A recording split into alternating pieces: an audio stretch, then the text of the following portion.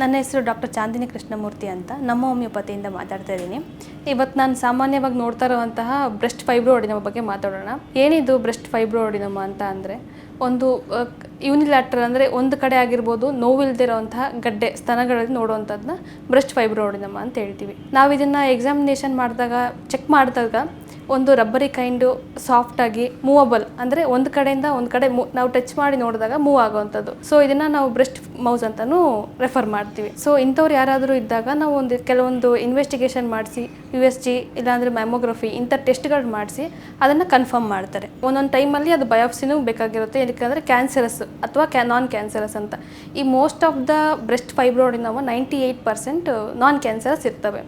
So ಇದಕ್ಕೆ ನಾವು ಕಾರಣಗಳಂತ ನೋಡಿದಾಗ ಕಾರಣಗಳು ಕಂಡು ಬಂದಿಲ್ಲ, ಏನು ಎಕ್ಸಾಕ್ಟ್ ಕಾರಣಗಳಂತ. ಓನ್ಲಿ ಹಾರ್ಮೋನಲ್ ಚೇಂಜಸ್ ಡ್ಯೂರಿಂಗ್ ಅಂದರೆ ಪ್ರೆಗ್ನೆನ್ಸಿ ಟೈಮಲ್ಲಿ ಆಗಿರ್ಬೋದು ಅಥವಾ ಮುಟ್ಟಾದಾಗ ಸ್ಟಾರ್ಟ್ ಆದಾಗ ಮುಟ್ಟು ನಿಲ್ಲೋ ಟೈಮಲ್ಲಿ ಮೆನೋಪಾಸಲ್ ಟೈಮಲ್ಲಿ ಕೆಲವೊಂದು ಹಾರ್ಮೋನ್ ಚೇಂಜಸ್ ಆದಾಗ ಈ ಬ್ರೆಸ್ಟ್ ಫೈಬ್ರೋಡಿನಮ ನಾವು ನೋಡ್ತೀವಿ. ಮತ್ತು ನಾವು ಮ್ಯಾನೇಜ್ಮೆಂಟ್ ಅಂತ ನೋಡಿದಾಗ ಅದಕ್ಕೆ ಮೊದಲೆಲ್ಲ ಸರ್ಜರಿ ಅಂತ ಹೋಗ್ತಾಯಿದ್ರು ಸ್ಟಾರ್ಟಿಂಗಲ್ಲೇ.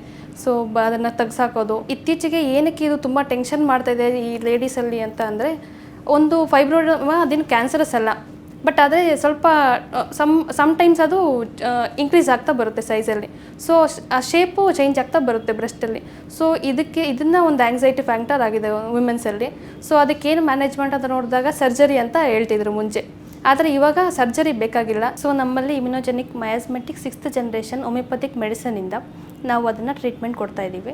ಸೊ ನಿಮ್ಮಲ್ಲಿ ಯಾರಾದರೂ ಫ್ಯಾಮಿಲಿ ಅಥವಾ ಫ್ರೆಂಡ್ಸ್ ಗ್ರೂಪಲ್ಲಿ ಯಾರಾದರೂ ಗೊತ್ತಿದ್ದರೆ ನಿಯರ್ ಬೈ ಶಾಖೆ ಯಾವುದಿದೆ ಅದಕ್ಕೆ ಕಳಿಸ್ಕೊಡಿ ಮತ್ತು ಟ್ರೀಟ್ಮೆಂಟ್ ತೊಗೊಳ್ಳಿ. ಸೊ ಹತ್ತಿರದ ಶಾಖೆಗೆ ಭೇಟಿ ನೀಡಿ.